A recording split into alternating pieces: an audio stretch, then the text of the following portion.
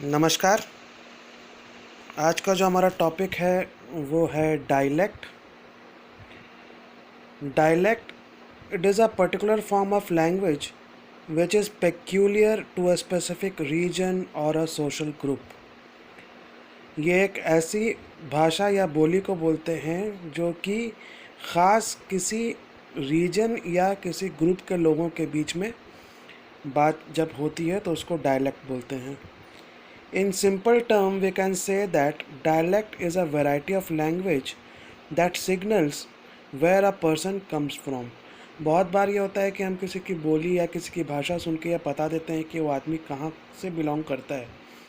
तो वो जो एक पेक्यूलियर स्टाइल है उसके बात करने का, जहाँ जिससे हमको ये पता चलता है कि ये आदमी किस रीजन, किस कंट्री या किस स्टेट को बिलोंग करता है, उस चीज़ को हम डायलेक्ट बोलते हैं लैंग्वेज की भाषा में। The notion is usually interpreted geographically, but it also has some application in relation to a person's social background, जिसको क्लास डायलेक्ट बोलते हैं, और एक्यूपेशन, जिसको एक्यूपेशनल डायलेक्ट बोलते हैं। अब ये जो शब्द है डायलेक्ट, ये आया कहाँ से है? एक्चुअली ये एशियंट ग्रीक वर्ड है डायलेक्टोस, जिसका जन्म हुआ था वर्ड डायलेगस्टीथाई से, जिसका मतलब होता है टू टॉक या टू डिस्कोर्स। हिंदी में अगर बोले तो हिंदी में डायलेक्ट को बोलने का ढंग, देशी भाषा, प्राकृतिक भाषा, प्रांतीय भाषा या उपबोली भी कहते हैं।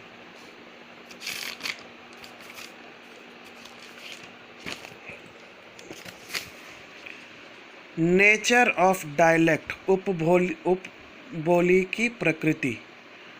Reason specific for speaker. Dialect refers to a distinctive way of using specific language in association with a particular country, region या social class. अब एक और हमारे मन में बात आती है कि अगर डायलेक्ट इसको बोलते हैं तो एक्सेंट किसको बोलते हैं? So an accent is a part of a dialect, refers to the way how people pronounce specific words and phrases. This is the manner in which different people pronounces specific or general words of some same language differently from each other. तो actually जो accent है वो individually बोलने की जो हमारी pronunciation होती है, जो स्टाइल है, उसको एक्सेंट बोलते हैं।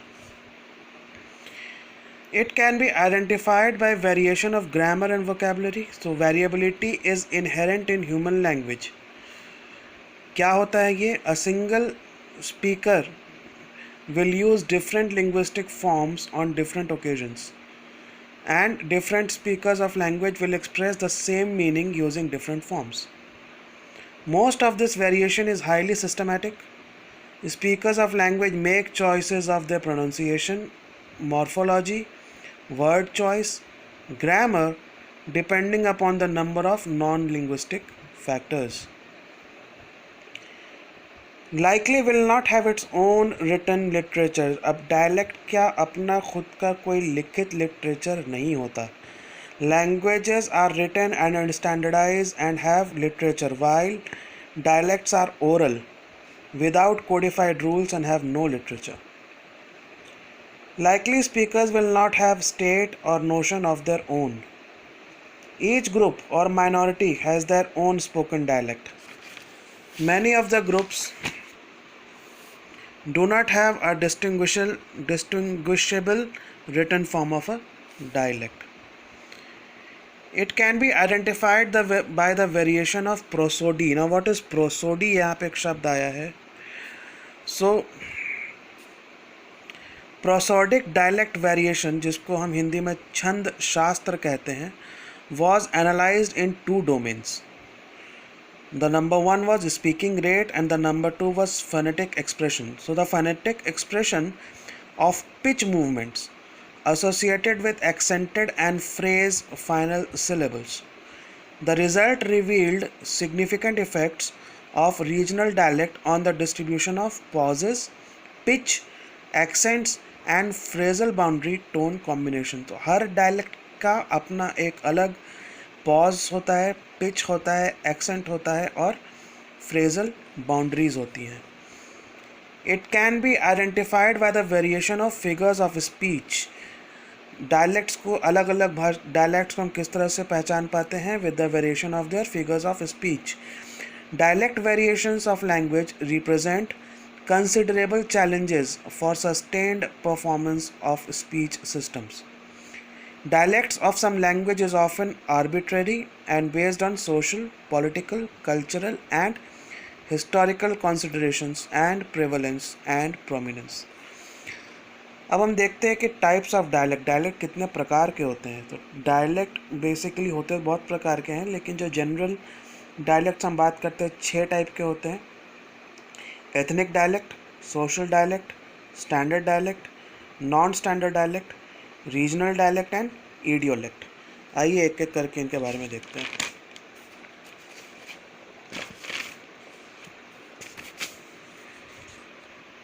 Standard dialect.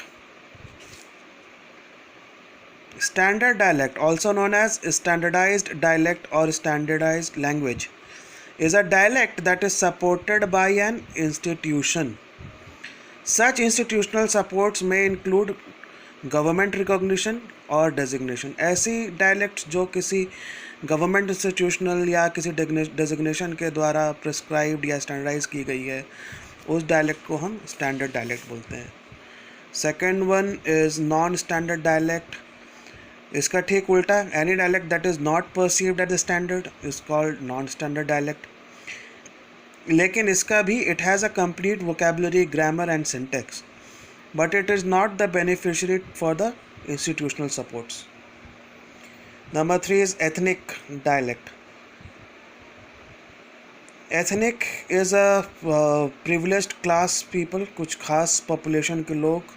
So an ethnic dialect is a social dialect of a language that is mainly spoken by class or less privileged population. A less privileged population जो dialect use करते हैं उनको ethnic dialect बोलते हैं. यहाँ पे एक example दिया गया है Black English. So Black English is actually a dialect, ethnic dialect of an English language.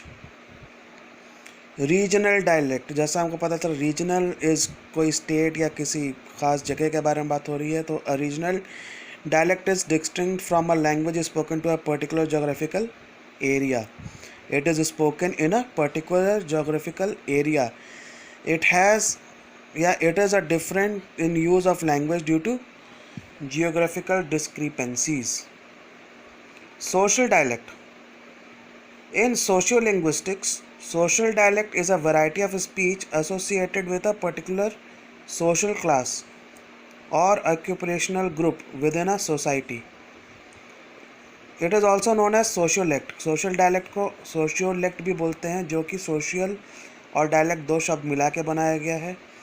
इसका एक और नाम है group idiolect और तीसरा नाम है class dialect. Next is idiolect. ये शब्द दो शब्द को मिला के बना है, इंडिविजुअल प्लस डायलेक्ट. तो हर इंसान, हर इंडिविजुअल के अपने अलग बोलने का स्टाइल होता है, तो उस बोलने के स्टाइल को इडियोलेक्ट बोलते हैं. Every individual is a unique and this uniqueness is reflected in his speech as well. This uniqueness in his language is possible because of several factors. क्या क्या फैक्टर्स हैं? The shape of his speech organs, हमारे speech organs that is tongue, throats etc etc. उसकी age, state of health and speech habits cultivated since childhood. हमारा अगला topic आता है पिडगिन्स, क्रियोल्स and registers. ये क्या होते हैं? What are pidgins, what are creoles and what are registers, इस तरह देखते हैं हम लोग. A pidgin is a grammatically simplified means of communication that develops between two or more groups that do not have a language in common. बहुत बार ऐसा होता है कि हम किसी फॉरेन कंट्री में जाते हैं और वहाँ पे हमको भी कुछ फॉरेनर दोस्त मिलते हैं जो हमारे जैसे उस कंट्री के नहीं है. फॉर एग्ज़ाम्पल, अगर मैं अमेरिका गया और मैं इंडियन हूँ और अमेरिका जाने के बाद मुझे कोई अरेबिक फ्रेंड मिला, तो my friend is from Saudi Arabia and I am from India. तो हम दो लोग दो डिफरेंट बैकग्राउंड से आए हैं, लेकिन किसी तीसरे जगह मिल रहे हैं. तो जब तीसरे जगह मिल रहे हैं तो हमारे बीच में कोई भी एक कॉमन लैंग्वेज होगा. It can be Hindi, it can be English, it can be any other language. तो वो जो कॉमन लैंग्वेज हम शेयर करेंगे that is known as pidgins. So pidgins are the on-spot language that develops when people with no common language came into contact with each other. इसके features क्या हैं? Pidgins usually have smaller vocabularies, a simple structure, and more limited functions than natural languages. Often, though not always, where pidgins develop, one group is socially superior and its full language is more or less inaccessible to the other groups. A notable feature of pidgins is lack of grammatical complexity. जब जैसा कि बोला कि दो अलग अलग लोग अलग अलग बैकग्राउंड से आके किसी तीसरे जगह मिल रहे हैं, तो इस लैंग्वेज में, ये pidgins में, we don't deal with hardcore grammatical complexity. A grammar of Pidgin language is constructed according to the principle which dialects that there should be a close relation between form and meaning.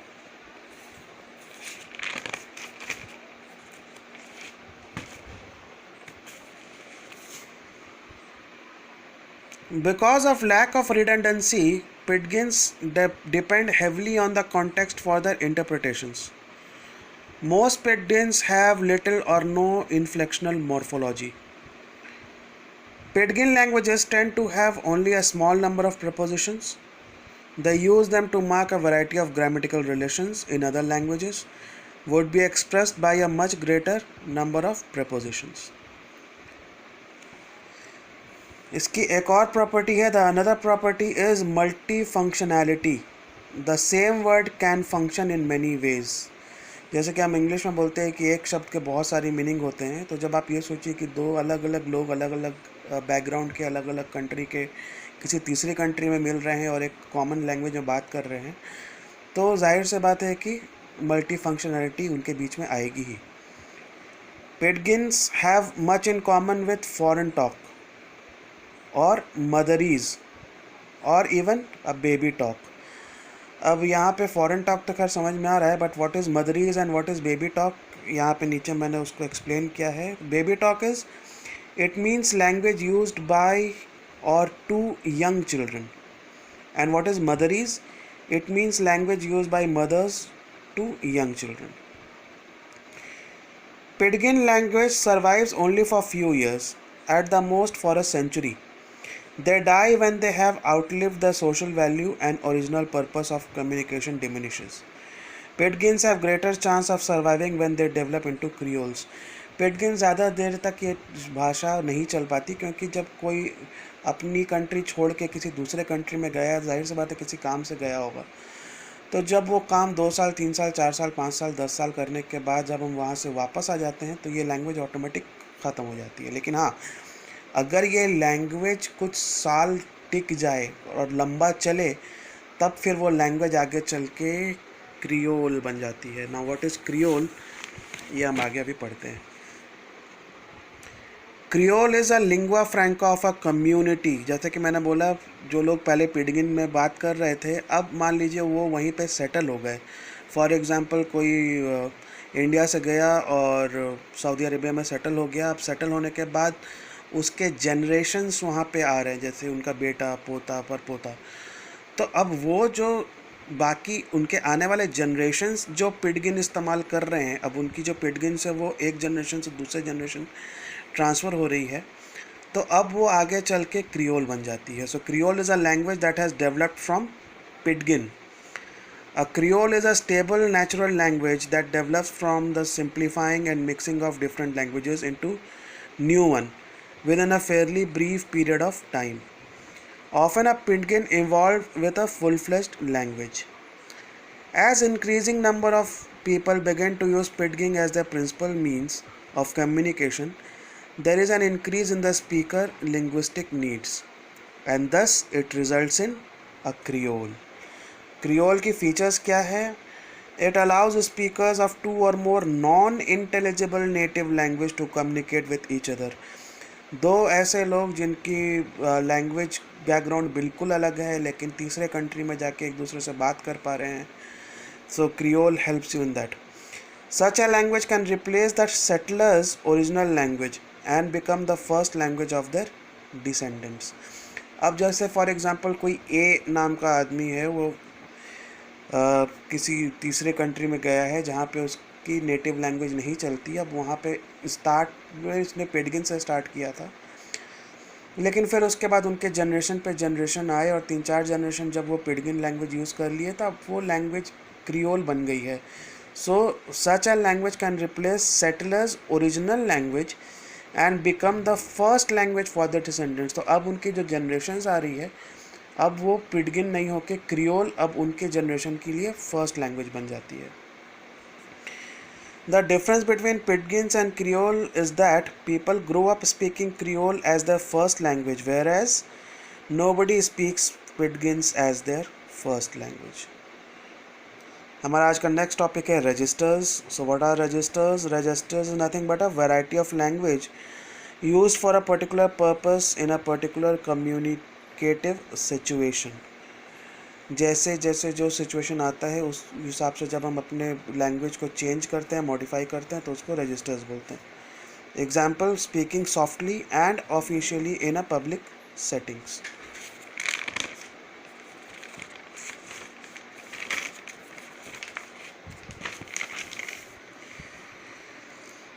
Now, what is language register in English? So, language register in English is the scale of formality we use when we write or speak. In linguistics, the register is defined as the way a speaker uses language differently in different circumstances. Now, think about the words you choose, your tone of voice, even your body language.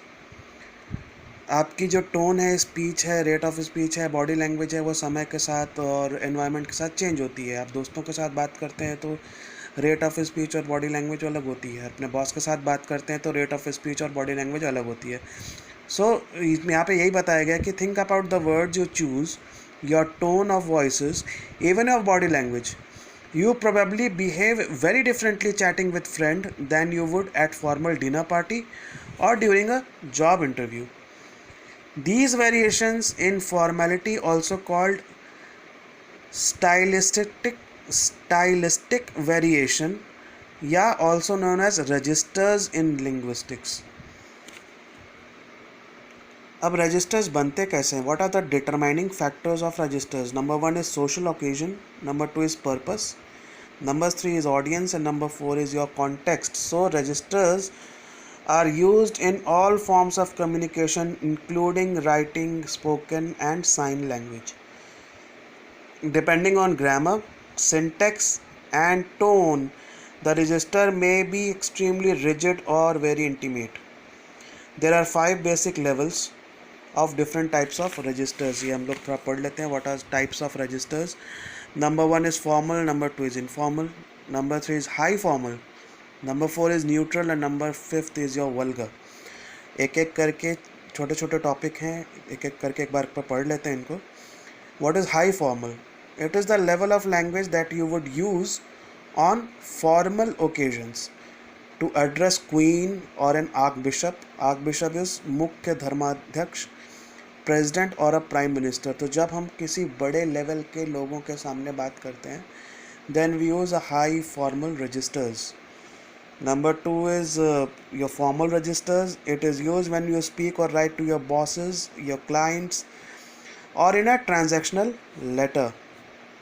Number 3 is neutral.